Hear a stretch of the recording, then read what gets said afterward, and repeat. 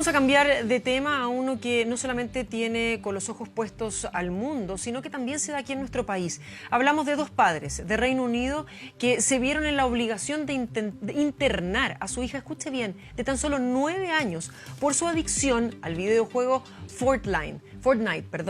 El hecho cuestiona el aporte de esta clase de entretenimiento en el desarrollo de los niños y también de los adolescentes. Es aquí donde viene la pregunta: ¿existe un límite para jugar con estas consolas? ¿Deberían respetarse la edad cuando muchas de ellas incluso son gratuitas estos juegos? ¿Cuándo los padres deben preocuparse? Bueno, es lo que queremos analizar junto a Isidora Mena, psicóloga infantil y directora de Valoras de la Universidad Católica. Muchas gracias por esta entrevista y por conversar este tema con nosotros. A ver, cuando vemos que una niña de tan solo 9 años llegó incluso, aunque suene insólito, a esconderse de sus padres y jugar durante toda la noche, a orinarse por no pararse e irse al baño, producto de este juego, ¿qué es lo que estamos viendo? ¿Qué es lo que falla en el proceso para que ella llegue a ese extremo? Yo creo que faltan y fallan por lo menos dos aspectos bien importantes. Una es que nosotros como sociedad no hemos tomado suficiente peso a lo que significan los videojuegos, los celulares en los niños y en los adultos también. Esos padres tendrían que haberse preocupado muchísimo antes. Esa niñita llegó a una adicción a los 9 años, pero no pasó de un día para otro. Y mucho tiempo los papás dejaron que estuviera jugando a los videojuegos y que no estuviera bajando las notas del colegio y todas las cosas que le pasaron a esa chica. Y por otro lado, fíjate que yo encuentro que también hay una irresponsabilidad importante, pero creo que es producto en parte del desconocimiento, porque estas tecnologías son demasiado nuevas, de los que hacen los videojuegos. Yo creo que es imposible no volverse un poco adicto a los videojuegos, tanto más entretenidos que se han puesto. Son demasiado entretenidos. Fíjate que ese videojuego tiene el componente de competencia, que es entretenido, produce endorfina, el componente de estar con otros. Hay una parte de este juego, una posibilidad de este juego, que es la que más opta a las personas, que se juega con 100 personas. Imagínate 100 personas de distintas partes del mundo jugando y compitiendo contigo. Es como para no levantarse. Cualquier tarea escolar resulta fomísimo al lado de esto, que además tiene un componente de sobrevivencia y además de construcción, porque tienes que buscar recursos para construir tus guaridas, etcétera. Es demasiado entretenido. Justamente en ese sentido, expliquemos para aquellos que no lo conocen de qué se trata este juego. Y también hay un factor que es muy importante, me parece a mí, que es el hecho de que hay una competencia, de que hay un cierto desafío para poder llegar a una nueva etapa, pero que siempre es posible que en esa, tal vez no de manera muy consciente, pero los niños saben, o los jóvenes o quienes lo jueguen, saben que lo van a poder lograr porque ese éxito es el que los lleva también a seguir.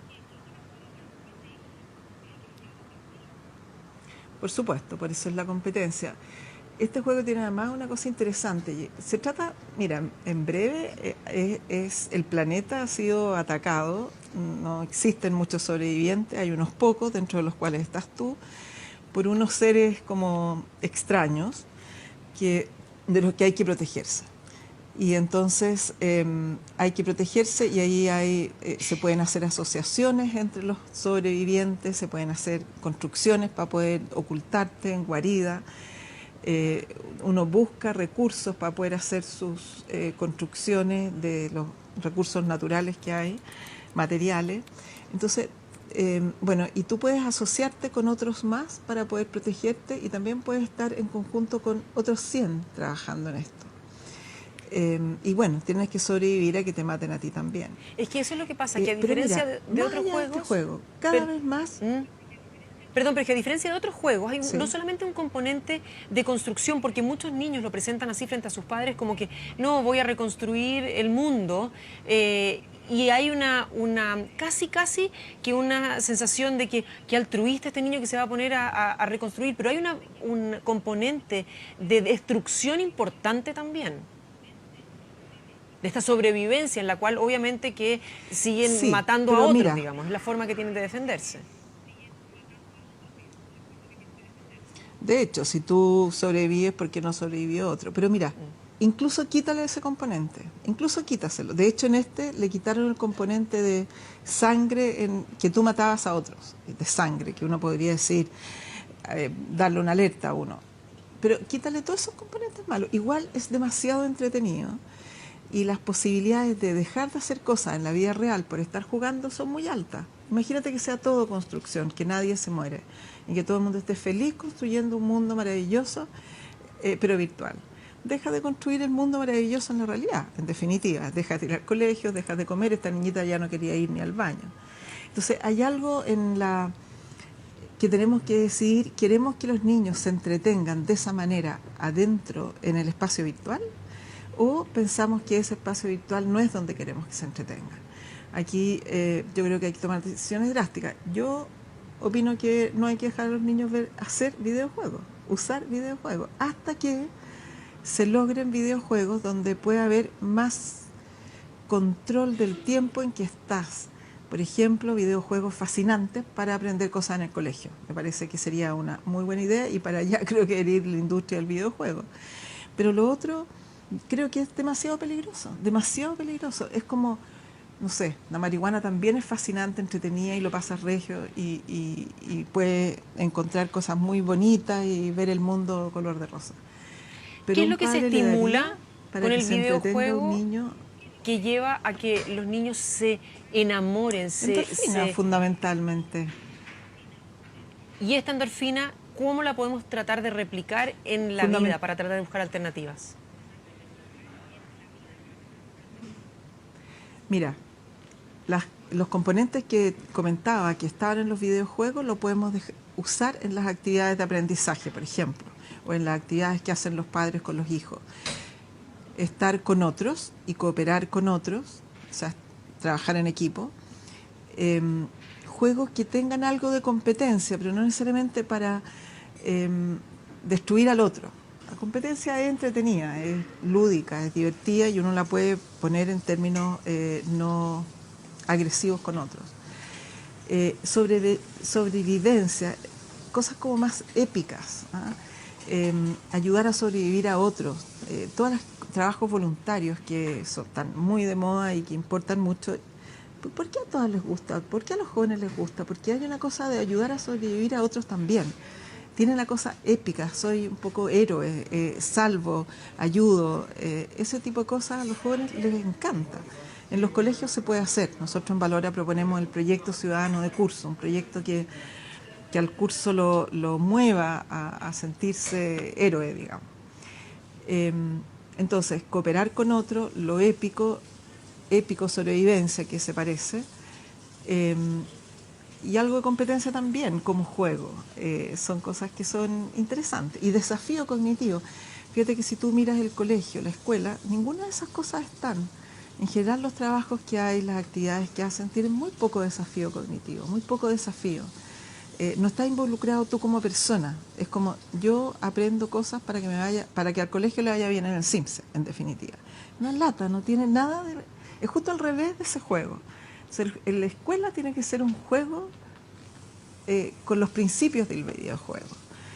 Y eso obviamente no es que el profesor se transforme en un Tony, nada que ver. Tiene que ver con la actividad que le hacen hacer a los niños para que se apasionen, para que se sientan héroes, para que investiguen. Los niños se ponen muy inteligentes en los videojuegos, realmente. El tema es que necesitamos que estén en la vida real. Si no es lo terrible, no es el videojuego en sí, sino cómo los hace adictos a vivir en un espacio que no es el real. Y nosotros necesitamos gente para nuestro espacio real que está bastante malito. ¿Cuánto se puede distorsionar de ese espacio no real para traerlo a el mundo real? Me refiero, esos niños que pasan mucho tiempo en el videojuego, ¿pueden llegar a confundir lo que viven ahí con la realidad?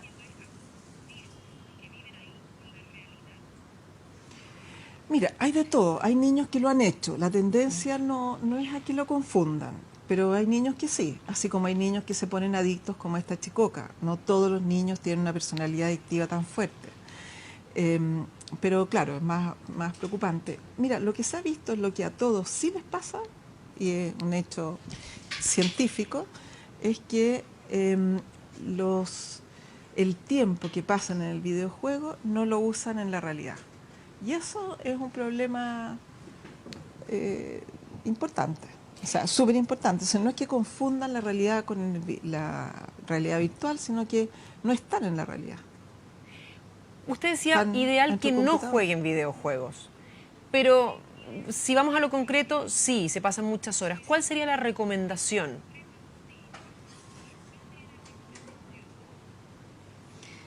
Yo recomendaría, en primer lugar, que no hayan videojuegos. En segundo lugar, si es que hay, que puedan jugar, no sé, un par de horas el fin de semana. Punto. En la semana yo creo que no.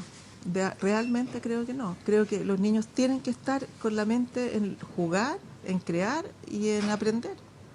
¿Qué tanto puede ayudar el Ahora, compartir tiempo eso jugando con significa que los ellos adultos, a estos muchísimo, videojuegos? porque es muy entretenido, a los niños les encanta jugar con sus papás. Ah, jugar junto con ellos al videojuego, Sí.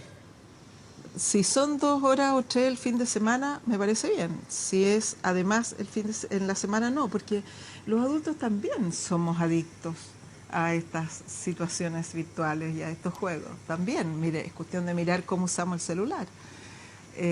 Yo creo que en la semana podemos estar junto con los niños haciendo otras cosas, leyendo cuentos, viendo una película, a lo mejor una vez en un videojuego, pero podemos hacer como ciertos cambios, caminando por la calle, haciendo deporte, en fin, conversando.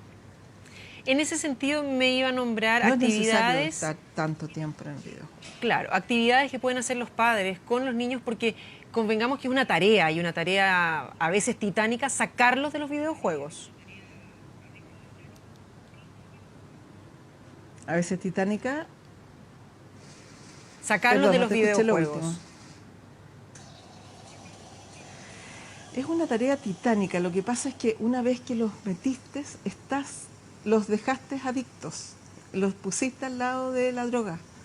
Entonces, lo que yo creo que es importante decirle a los padres jóvenes, no los dejen con los videojuegos, de verdad no los dejen, porque después sí va a ser una tarea titánica y casi imposible. Ahora, es una tarea titánica, pero si uno realmente se asusta de las consecuencias que puede tener, va a ser la tarea titánica. Mientras antes, mejor, mientras más estricto, mejor. Si es de repente sí, de repente no, a veces cuando el papá o la mamá está muy ocupada, sí los deja, si no, no, le va a costar muchísimo más. Pero si es una regla estricta, bien explicada y con alguna posibilidad el fin de semana, me parece que va a ser posible, sobre todo si se explica bien y si se le muestra bien a los niños que esto es nuevo, los padres no sabían que era tan grave y que podía tener efectos tan graves. Cuando hablamos Y de que adicción, ellos tienen como padres,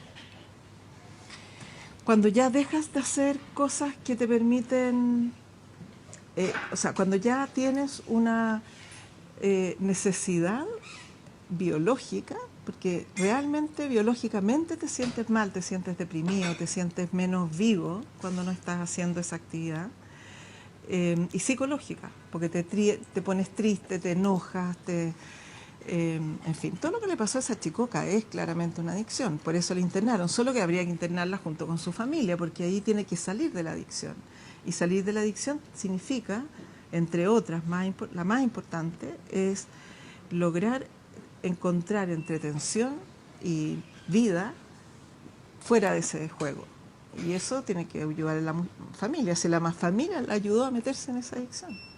¿y es la abstinencia la única forma de poder sacarlos de esta adicción?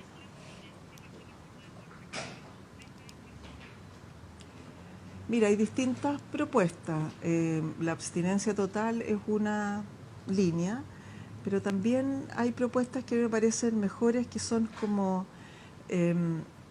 como tratamientos más parciales, que tú, por ejemplo, empiezas con el tratamiento que yo creo que debería ser el ideal, que de los videojuegos en general, que en la semana no, fin de semana un par de horas. Hoy muchos Ahora, niños yo creo necesitan, que depende del niño cómo se haga, muchos niños y muchos colegios y programas porque hay niños educativos que piden que se usen dispositivos móviles, ya sea tablets o el computador, para poder hacer tareas. ¿Qué tan fácil entonces es para los padres sacarlos de las pantallas durante la semana? Bueno, es que la pantalla no es la mala, el dispositivo no es el malo. El videojuego me parece preocupante, pero dejemos aparte el videojuego. La pantalla no es el malo, hay miles de cosas que se pueden hacer. De hecho, volviendo a los videojuegos, se podrían hacer videojuegos fascinantes y útiles para la vida real, para aprender, etc. El problema es cuándo y cuánto y cómo se usa. Entonces, que lo usen en los colegios me parece perfecto y hay montones de posibilidades de hacerlo, pero se usa y se deja. No tiene por qué seguir con la pantalla en la mano si ya se usó. Si ya se usó para lo que se quería usar. En la casa también es posible usar teléfono. Nosotros los adultos también podemos usar teléfono, obviamente, pero no deberíamos dormir con él al lado. No deberíamos tenerlo jamás en la mesa mientras estamos en una reunión. No deberíamos tenerlo prendido cuando haya una conversación ni social ni laboral. Y lo tenemos. O sea, tenemos que crear como una moral del uso de estos instrumentos, que son maravillosos, a mí me encantan, pero son peligrosos. No demonizarlos entonces, pero cuando lo usamos para programas o, como usted bien decía, juegos que sean educativos, que lleven a que los niños aprendan algo, ¿se debería también restringir la cantidad de horas que pasan frente a una pantalla o frente a un juego? Por supuesto. O sea, es como que aprender matemática es súper bueno, pero estar todo el día trabajando en matemática, un niño, y todo el día estudiando matemática, a mí me preocuparía, tanto como que esté todo el día en el videojuego. O sea, ni una actividad que sea obsesiva y ocupe todo tu tiempo es buena porque necesitas hacer muchos tipos de actividades para poder crecer integralmente. Isidora Mena, muchísimas gracias por haber respondido a nuestras consultas. Ojalá que nos hayan estado viendo los creadores de juegos y se pongan a hacer esos juegos que propone usted, que sean educativos también y que sean de gran éxito. Muchas gracias por conversar con Canal 24 Horas. Buenos días. Buenos días, chao. Chao.